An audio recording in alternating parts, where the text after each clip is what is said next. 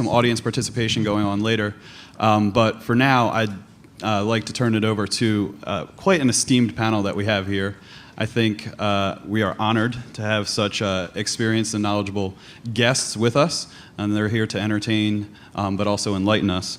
And so I'll let them introduce themselves, and I'll ask, please give us a quick introduction. And is FBX the game changer that Steve builds it up to be? And in general, what's your initial take on the launch of the Facebook Exchange? Hi, so I'm Christine Bensen, and I currently am the national lead for display media at iCrossing. Been kicking around in this digital business for quite some time now, about 16 years, and have covered the gamut from the analytics side of the house to display to media operations. So getting into this trading desk space and understanding really the benefits of trading desk space is just sort of the next step, I think, for a lot of our careers. With regard to Facebook's coming into the market, that's a huge pool of inventory. And I think one of the most interesting things about Facebook coming into the market, and I'm sure this will be a theme through our talk today, is that capability for remarketing. I think the statistic I heard is that you can find anyone who has been to a site, for the most part, within 24 hours on Facebook. So for people who have to get back to somebody quickly, it's a service call, it's an urgent purchase, it's something that you want to remind them of. That's a really great place for them to be. That said, remarketing is remarketing. It's not the entire media mix, so we have to think about it in the context of everything else. Hello.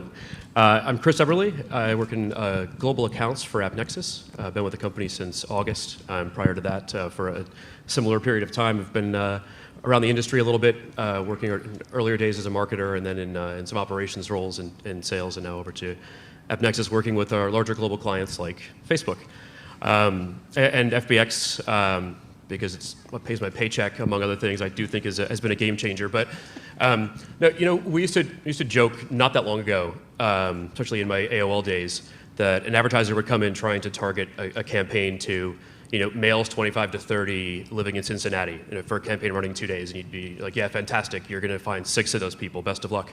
Facebook changed that a couple of years ago when they brought advertising into this space, and FBX changed it and multiplied it by the ability to say that set of demos plus is also an eBay buyer or has also been to my site in the last couple of days. And I think the combination of that amount of reach multiplied by the fact that a few months into this thing, we're actually seeing advertisers coming back, buying more and more. The game is changing, and I think it's fast forwarding the adoption of RTB. Good morning, I'm Jeff Hinz. I oversee the digital practice at Mediacom USA. I've been in the digital space, I like to say BG, before Google.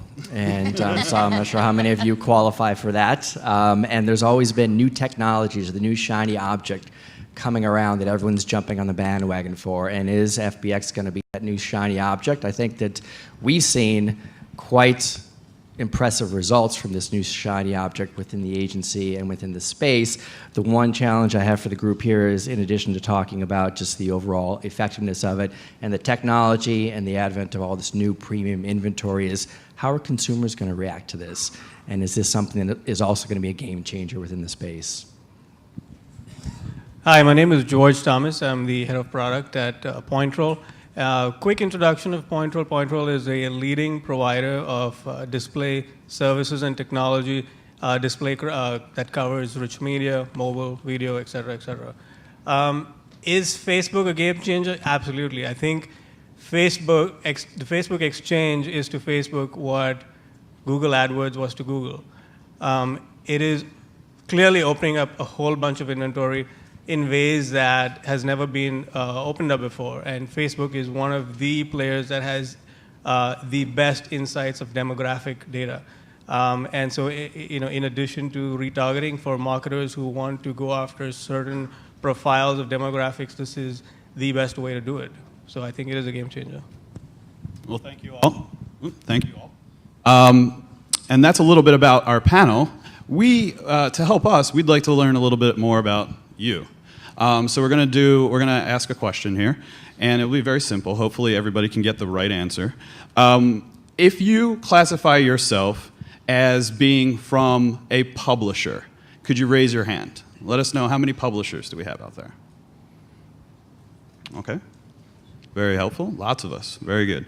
If you're, would say you're from a technology platform or technology services provider, let's see the hands there. Okay, good. There's the geeks. Good, good. Okay. Now, if you come from an agency, let's see who our agency folks are. They're sitting in the back. Okay. Come on, Very good. agencies. And then finally, release your anonymity. If you are a client, raise your hand. Who are we going to descend upon during the next break?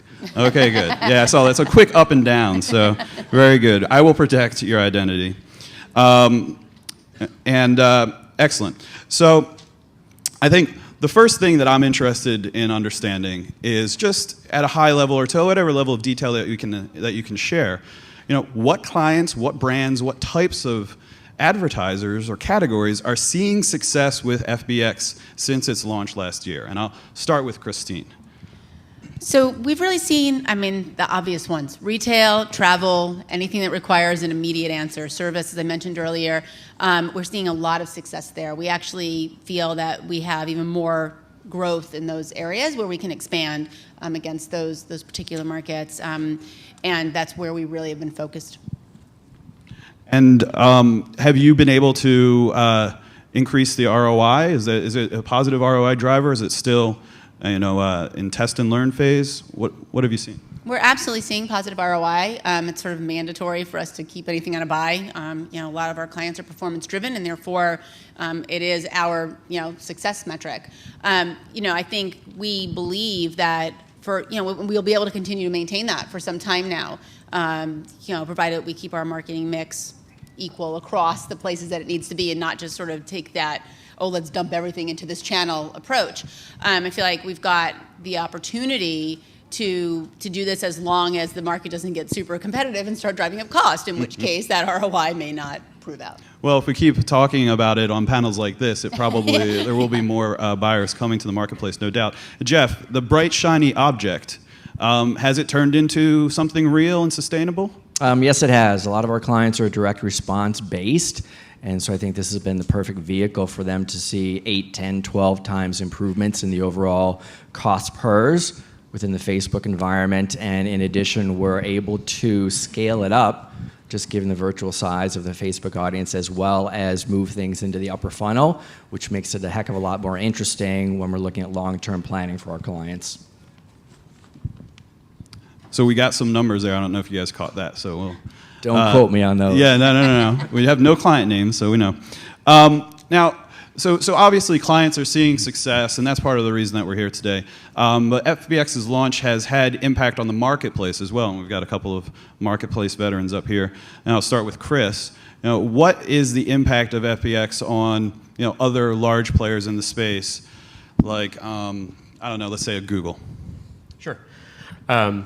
I think if you look just at the earnings that Google released earlier this week, their Q4 numbers, they're not struggling, right? So I think I think it's a great thing for the marketplace to say that something like FBX comes on the scene. There are more dollars being spent, but it's not hurting Google. And what it's doing though is pushing Google, which I think is fantastic. When somebody's that far out ahead.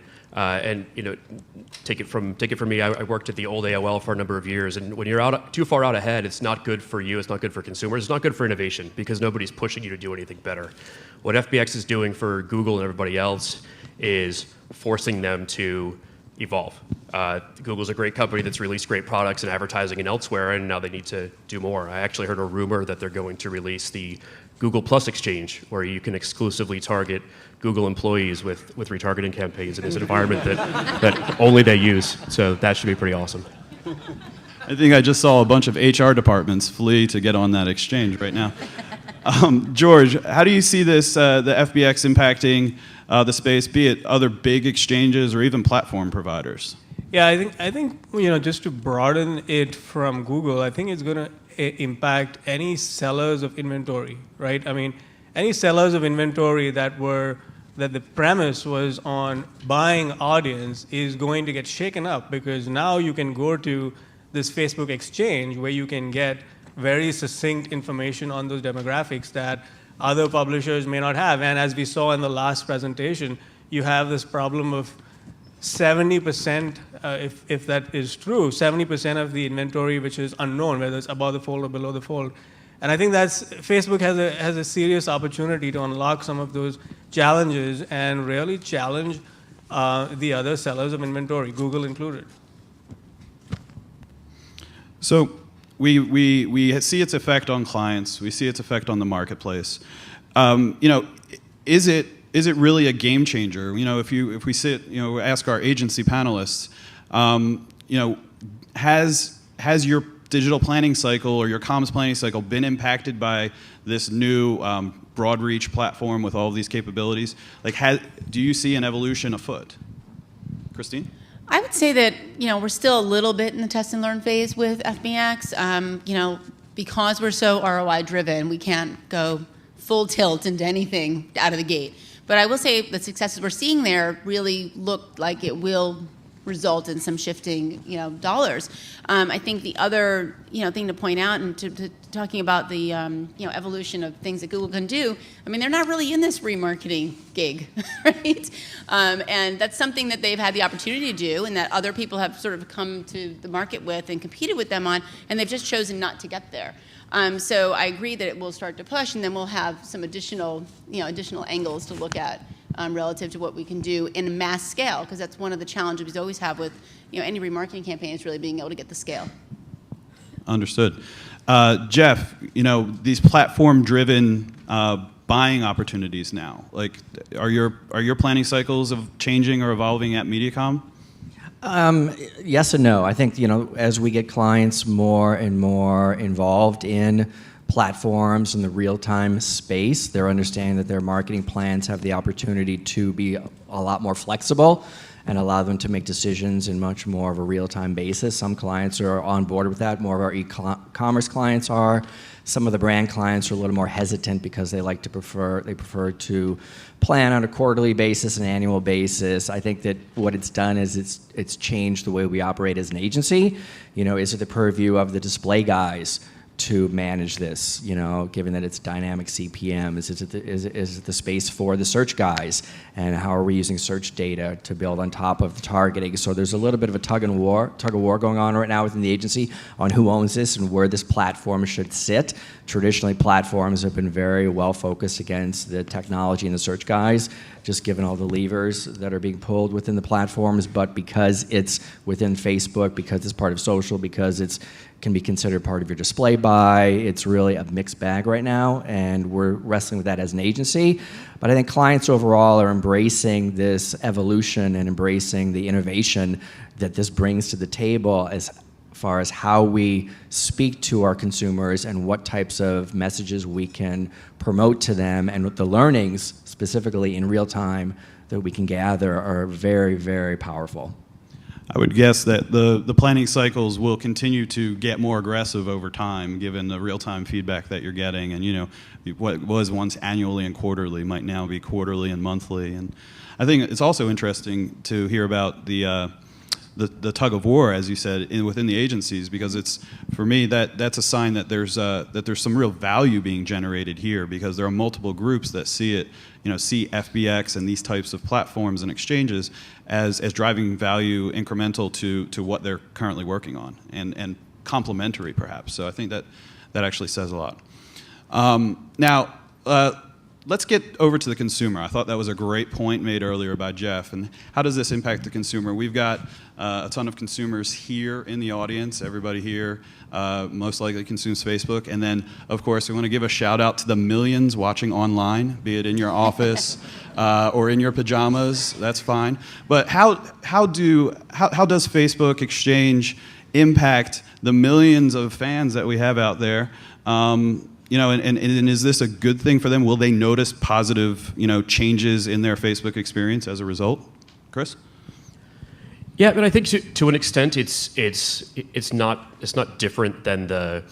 I know we're talking a lot about remarketing, retargeting, but it's not that much different than that conversation. Where on the one hand it can creep some folks out, and on the other hand it's improving their experience by showing them targeted stuff. What I think is unique about Facebook is, and you mentioned earlier, it can reach virtually anybody, right? I mean, what do they say? Six hours a month plus time spent. I know my personal number is probably bigger than that. Sadly, not even kidding.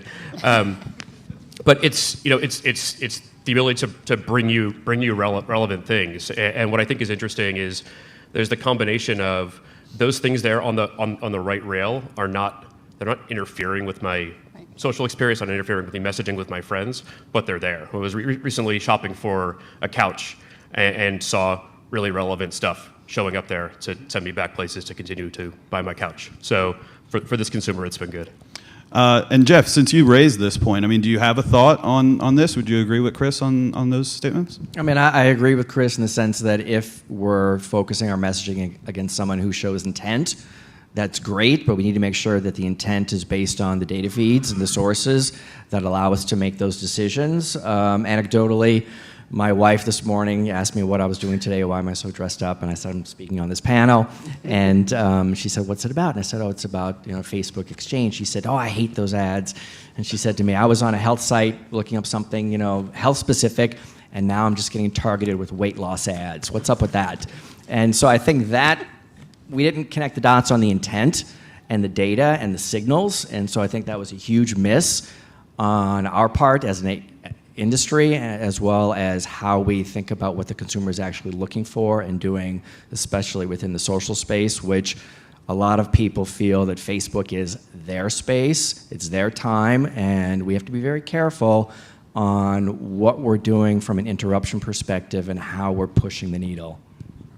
I mean, I think it also depends. We talk about the creepy factor. We definitely have a lot of people who are concerned about the creepy factor, but then you get to a younger generation who does not care at all. They expect that you're following them around. They expect that you're going to give them the right message. They expect that you're going to be a marketer that's respectful of what they need and learning about that. And so, while there might be a whole group of Gen Xers that find this incredibly creepy, and sometimes they may find it to be useful. I know I personally have sort of paid a little bit more attention now that those ads are a little bit more relevant to some of the things that I've looked at. I think, over the long run, the creepy factor is going to go down for the majority of the people who we're really trying to sell product to. Yeah, just to add one point is that, people will find it irritating if the ads are not what they're expecting, right? So the same way why users generally don't find search ads on Google irritating because it's related to your content. So if Facebook has the data and the opportunity to get it right. Time will tell if they do, but I think they have the data and the jobs to get it right. Not to mention, if you work in an agency, you're likely to get a lot of random ads because of all the places you go for different types of sites. It is dangerous whenever you're in the office and you pull up Facebook to show an example, while you're logged into your account, what ads are actually shown there. And I say it's all client work that makes those ads show up. It's not actually my personal. Absolutely. Okay. So one of the things that I'm interested in with this panel of experts here, and is what does this mean for the potential to open up additional or more exchanges like Facebook from other big players? Do you think that this is potentially the opening of a suite of these large, broad reach, big branded exchanges in what were previously closed ecosystems, or do you think that this is an isolated opportunity for marketers? What's your prediction or thoughts on that? And I'll just open that up for whoever wants to jump in. I think this opens up the opportunity for other social players like Twitter and et cetera, because I think Facebook has demystified social for marketers who were trying to figure out how to get there. And I think the intersection of social and display is now coming together with this opportunity. But as it relates to others who have similar type of data, I would just ask the question, why? Do they really need to? Folks who have data like Amazon, for example, they don't really need to do this. They can just provide you recommendations, but this is not their main revenue stream. But for other social companies, I would think that this would open up the floodgates. And just to jump in on that, and I agree with George. I think that what FBX has done is it's validated social and it's validated display in the context of social. I totally agree. And I think that it will drive more companies to to bring their inventory into the programmatic space. And it's true, there are companies like Amazon, I would put eBay on that list as well, where there's a secondary business around selling their inventory, but still I would argue a large one. Two things to keep in mind though for companies that will try to do this. One is that it's not easy, right? The tech required to launch an exchange is different. RTB ad serving is different than traditional ad serving. The engineers you need is different. The infrastructure that you need is different. Facebook can do that. Conveniently, there are companies like AppNexus that can help you do that if you can't do it for yourself. But moving on, sorry, the other point. Are you qualified to answer this question, actually? The other piece is it's not a if you build it, they will come kind of thing, right? It's not simple to integrate a demand source into an RTB platform. And it's also not simple to bring a proprietary ad unit to the marketplace like Facebook did. And Facebook can because they are Facebook. And I think others could too, like Twitter, but it's not an easy thing to do. So I think it's a crowded marketplace that will get a little bit more crowded, but I don't think we'll see a plethora of folks. There's a unique subset of folks that can actually pull this off.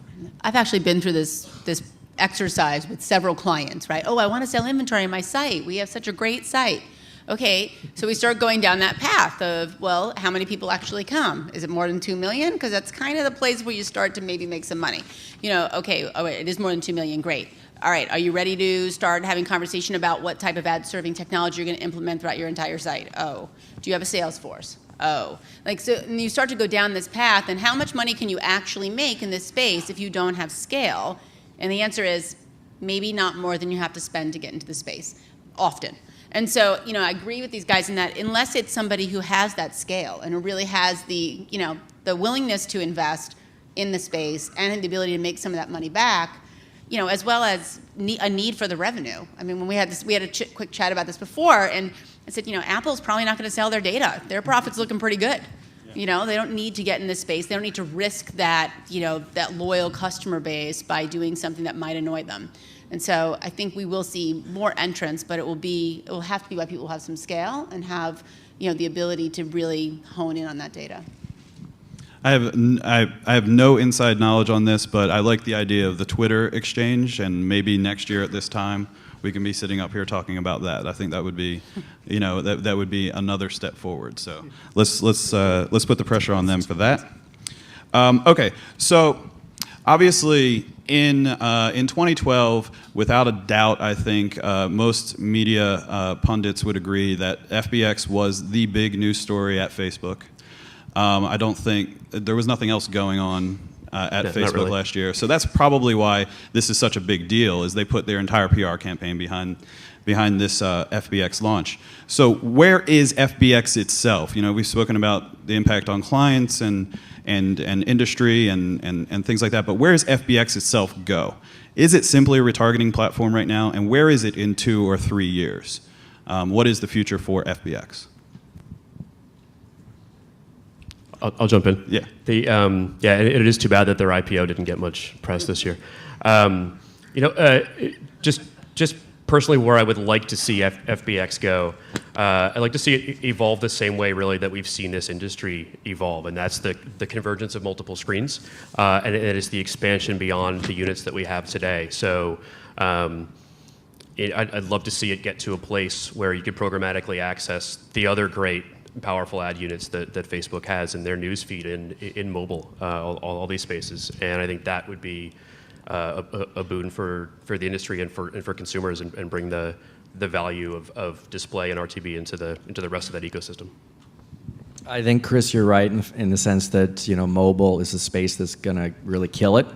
Hopefully for FBX, and in 2012, Facebook app was downloaded more than the Google Maps app, especially if you have an iPhone. And I think that that's the space that they could really take advantage of and one up the industry if they understand the real estate and how to manipulate that real estate in a user interface that's compelling and pleasing to the user. I think the cross-screen experience is probably a given, that it's just a matter of time and they'll do that. But where I would also hedge my bets on is Facebook opening up its information to other sites who don't have that type of demographic data.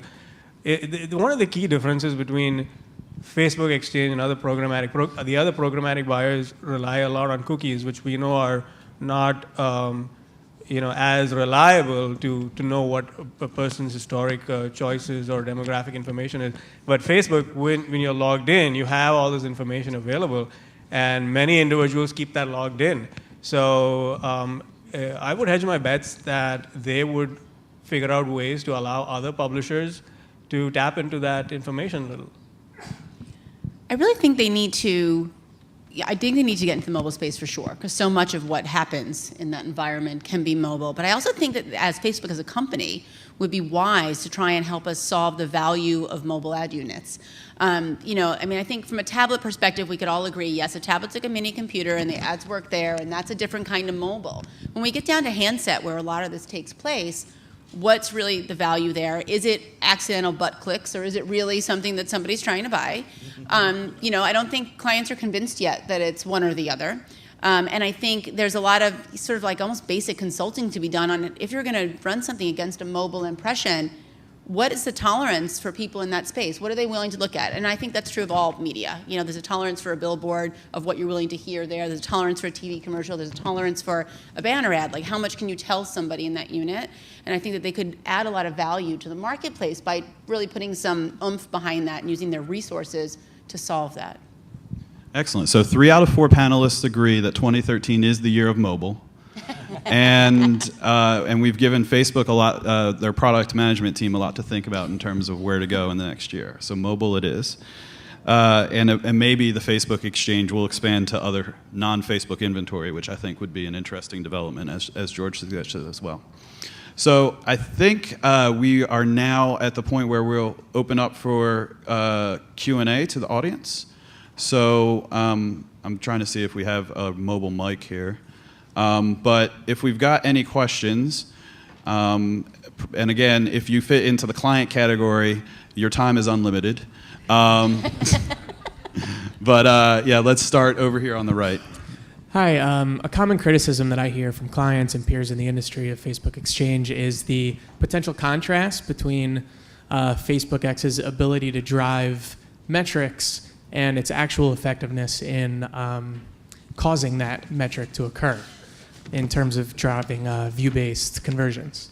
Is that something that you're hearing from your clients, and what is your argument against that train of thought? Did that question make sense? I'll answer that. Given that we've been running the majority of our clients who are direct response focused, it's not been an issue because we can actually just go right to the ROI and not think about the other metrics. Moving forward, though, it could become an issue, yeah, so it's a good point that you bring up, and it's something that we need to be aware of and look at how we've addressed it in the past with other advertising models and what the implications could be moving forward. I'll just add to that Facebook is working on new formats that are engaging as well. So there are the opportunity for new metrics to get opened up, which would open up the possibility for brand marketers as well, in addition to some of the DR metrics that are fairly easy to track. And we're pushing them as much as we can. They actually have an analytics team that's doing a lot of work in the background to solve some of these things. It's just when that stuff becomes publicly available, if you will. So we have ongoing conversations about that type of thing, view-through conversions, all of those elements. But it's not solved yet. They're not quite willing to open the kimono that far yet. And just as a quick follow-up, 1A to that before we get to the next question, how important is it that the FBX ads are viewable when the page loads? Is that, for your clients, for your experience, is that something that they look at as a positive, or is it not considered? I mean, with all the viewability talk in the industry Not today, considered. I would think not considered. It depends on the client for us. Viewability could be another whole panel, and does it matter? Does it not matter? As long as you're getting your ROI done. One client says, well, if you never see it, there's no opportunity to buy. But then another perspective is well, it's kind of the constant in our business. There's a constant that affects rate, that ultimately rate will go up if we take all of it out. So, it's an ongoing discussion, and I don't know that the discussion around Facebook is any more robust than it is around any other publisher. I'll just say if the cost model is CPM, it definitely matters. Okay. I mean, I haven't met, viewability is an ongoing discussion. I haven't met anybody yet that's anti-viewability. So it's funny that we have a seemingly ongoing debate, yet everybody agrees that viewable ads are better than not. Next question, Mr. Logan. Hi, Michael Logan from Simplify. Similar question. What is your feedback or client feedback really about the limitations, current limitations on FBX as far as creative units being non-IAB standards and the limits on trackability as far as being able to insert DFA tags or Dart or Atlas tags? It's a trade-off question. You know, Facebook is big enough and popular enough that folks are, for the most part, willing to give some of that up for a while we're in this quote-unquote test and learn, even though there's a good amount of money going there. Over time, they'll get less tolerant of that. And, you know, I like to say, if you have a lot of special things to show me, you have a great login, you have an awesome dashboard, you have awesome reports, that's all well and good, but I need the basics too, because I need to be able to pull that data in with everything else that we're doing and have some way to normalize it. You know, it's the old third-party ad serving rule, right? You need something that normalizes your data set so that you can compare it. But I think they probably have still have a little bit of a runway to not be over-accommodating that area until it evolves a bit. And I'll just address the creative issue. I mean, you know, just because it's not IAB standards, that's fine. Let's shake it up a little bit, you know, and if clients are being somewhat lazy and not willing to invest in testing and learning in a new format, then, you know, so be it. But I think it's exciting and it drives innovation as far as creative messaging, understanding the consumer and the data inputs and the intent, and then how you actually execute that, you know, in a test and learn situation. I think that's fantastic. Right. If the unit was only a rich media unit that was enormous, there would be more issue than it being a relatively smaller static resize. Chad Byers with Integrate. How do you think the recently launched Facebook graph search will impact FBX, and how do you think it'll play into holistic advertising potential of the Facebook platform? The graph circle was about 20 POVs last week. You know, from everything from it's going to kill Google to it's not going to have any effect at all. I mean, that was kind of I would say the breadth of the POVs that I read on it. I'm not exactly sure how it'll affect FBX specifically yet. You know, presumably they will work that searching, you know, those searching algorithms into how they, you know, allow you to bid on inventory in some way, shape, or form by using those keywords. But I don't know, maybe it's a better question for Chris than me. Yeah, no, I mean, I think same, and I would probably put it into the same category as the way I answered the, like, where will FBX be in a year or two question, which is, I think they have, Facebook has a sponsored results ad unit sold through the ads API. Graph search obviously will help them grow that big time. So I would expect that we'd be adding that to the bucket of things we'd like to see FBX evolve to include. But you know, if that thing gets as big as it very well could be, I think it could be a great place for them to open up that space. Yeah, I mean, I think Facebook one thing is clear. Facebook is trying to do what Google did, right? Which is trying to get users to stay on their site as long as they can, so that they can have more mindshare.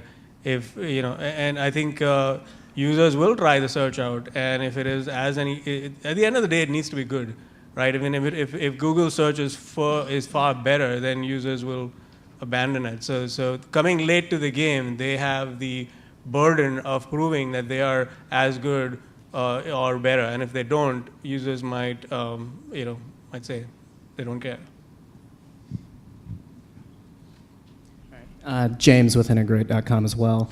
Back to the creative discussion. I like the new format, by the way. I think I like it's non-AAB. I think it helps it stand out. But in terms of functionality, and this might be more for Chris at AppNexus, is there talk of maybe implementing some of the functionality you see with the retargeting platforms, like where I can dynamically place a product in the image, to make the retargeting more effective, like you might see with an ad roll or something like that?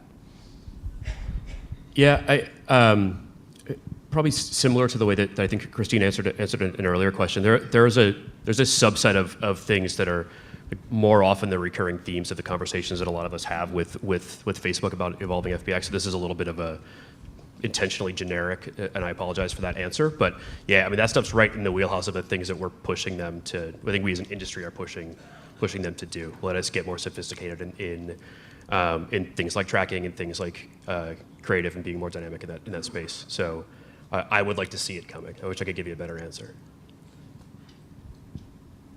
Hi, Thurcia Taliaferro at Razorfish. On the agency side, we meet with a lot of vendors who come in and sort of have different pricing models, but they really tout how transparent that is. So we've run some tests with CPC partners, CPM partners. Are there any vendors that you see that are really the emerging leaders in the FBX space?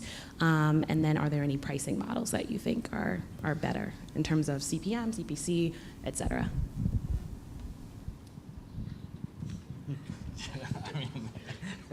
I don't know if I should answer that, given that one of my preferred vendors is actually the moderator here of the panel. So, Paul.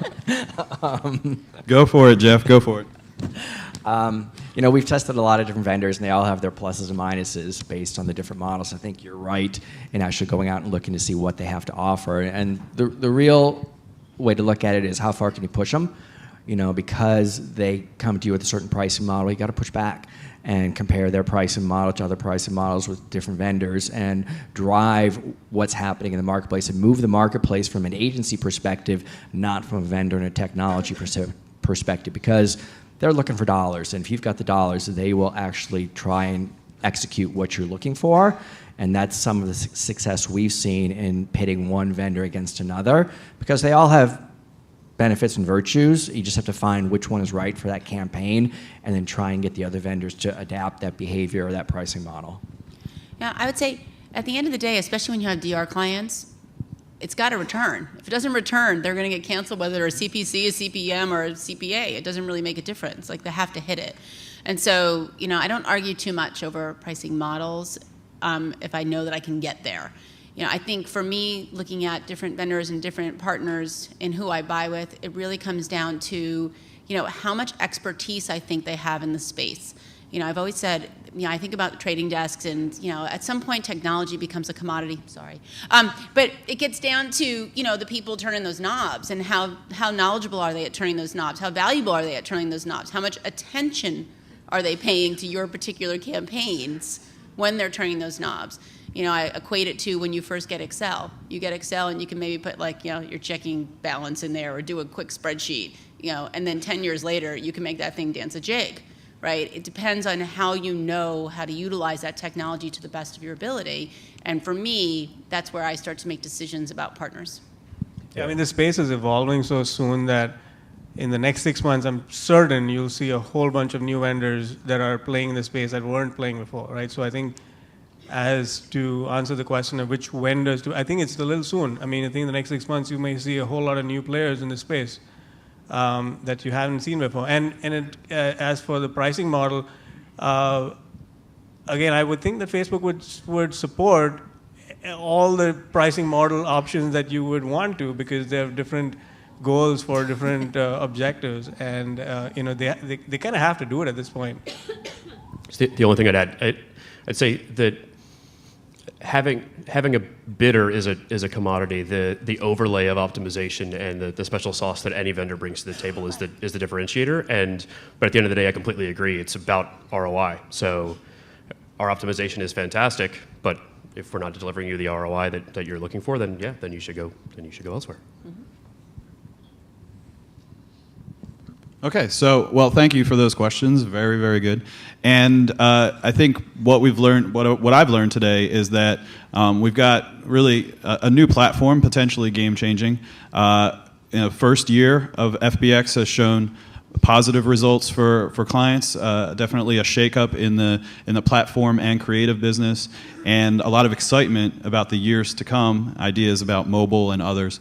So I think I'd like to have a round of applause for our panelists today. Thank you for entertaining and enlightening us. And we look forward to coming back and sharing our thoughts on FBX year 2 at this time next year. So thank you.